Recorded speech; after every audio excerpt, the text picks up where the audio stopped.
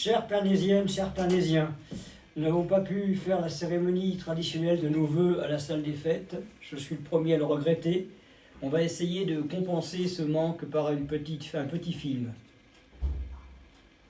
En cette année difficile que nous avons vécue, 2020, je vous remercie de vos preuves de civisme et de citoyenneté. Ça a été très difficile pour tout le personnel, ça a été difficile pour chacun d'entre nous. Ça a été aussi très difficile pour nos associations, pour nos commerçants et nos artisans. Il faut savoir que la commune a toujours été à l'écoute des commerçants et des artisans, qu'on a essayé d'aider au maximum.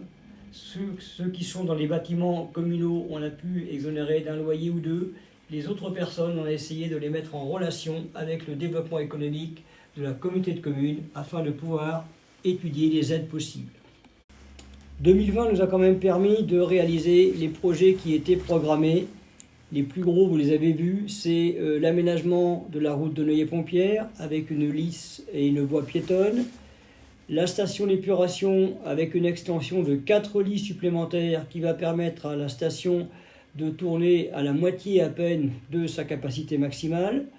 Et puis l'achèvement du centre de santé qui s'est donc terminé en tout début d'année et maintenant il est occupé au niveau de ses logements complètement, les 3 logements type 4, et le personnel de santé, un module et demi est équipé et nous avons de bons contacts pour penser que ce centre de santé sera complet d'ici 3 à 4 mois.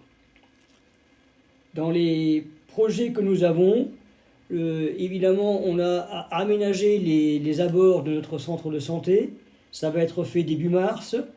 On étudie aussi l'agrandissement de l'école, puisque l'effectif grimpe toujours. On va arriver à plus de 210 élèves, peut-être une 9e classe.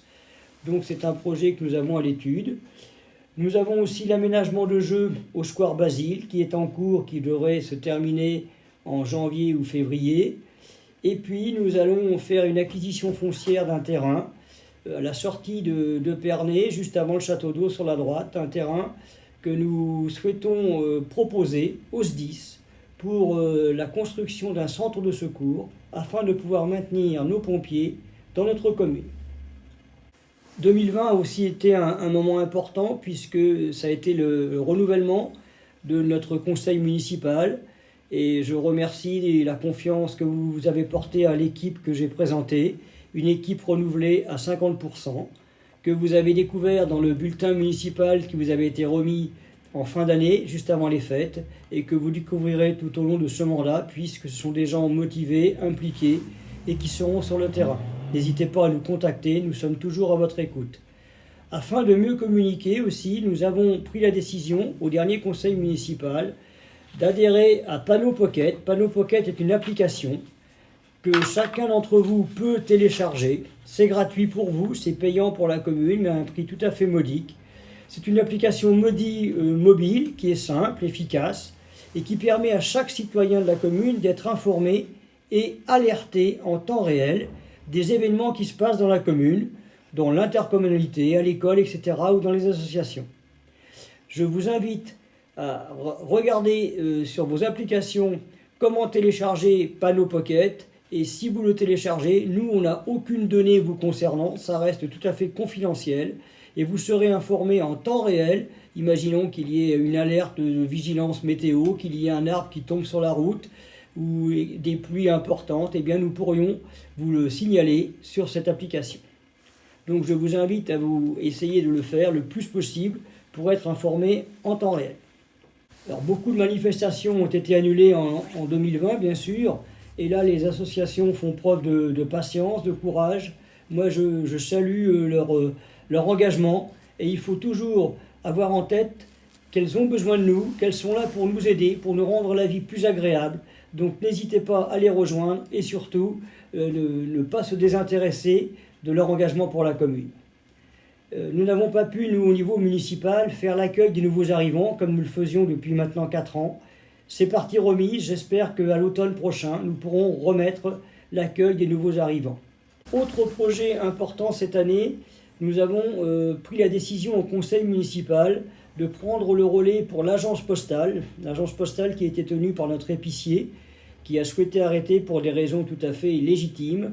Et le conseil municipal s'est prononcé pour que la mairie prenne ce service pour la population. Ce service sera rendu dans les bâtiments de la mairie, dans le local qui était l'ancien accueil de la mairie.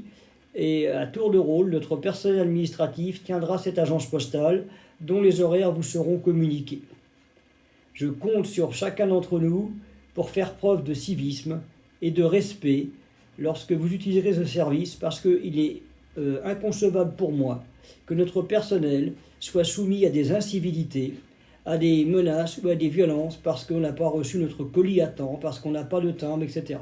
C'est un service rendu à la population, c'est une charge supplémentaire pour notre personnel administratif que je remercie d'avoir accepté.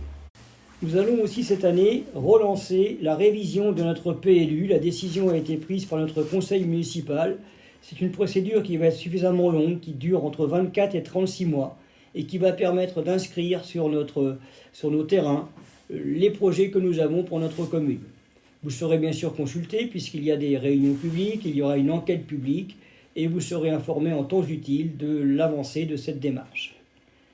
Dans cette période de crise sanitaire qui se prolonge, je ne saurais que trop vous dire de continuer à être solidaires entre vous, d'être prudents, de respecter les gestes barrières qui sont indispensables, le port du masque, et aussi de vous faire vacciner. Je crois que le seul moyen pour sortir de cette crise, c'est de se faire vacciner.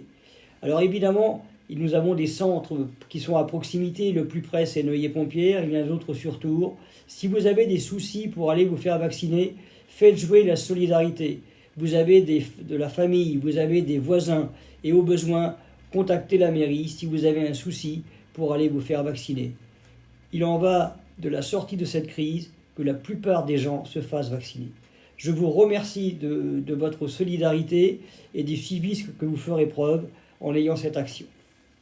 La fin de la crise est en vue, elle n'est pas encore très proche, mais elle est en vue. Je pense que dans l'année 2021, peut-être à l'automne, nous en sortirons.